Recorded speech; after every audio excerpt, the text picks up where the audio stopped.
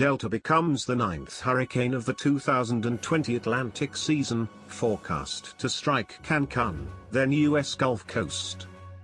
Delta rapidly intensified into a hurricane in the western Caribbean Sea. Delta could become a major hurricane by the time it nears the Yucatan Peninsula and western Cuba.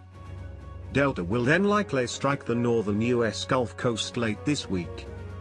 Delta may still be a formidable hurricane at landfall along the Gulf Coast. Interests from Louisiana to the Florida Panhandle should monitor the progress of this system closely. Hurricane Delta is rapidly intensifying in the Caribbean Sea, expected to hammer Mexico's Yucatan Peninsula or western Cuba, and poses an increasing danger to the U.S. Gulf Coast by late this week. Delta became the ninth hurricane of the 2020 Atlantic hurricane season Monday evening, after becoming the 25th storm of the season Monday morning. It is still explosively intensifying in the western Caribbean Sea southwest of Jamaica, moving to the west-northwest at 5 to 10 miles per hour.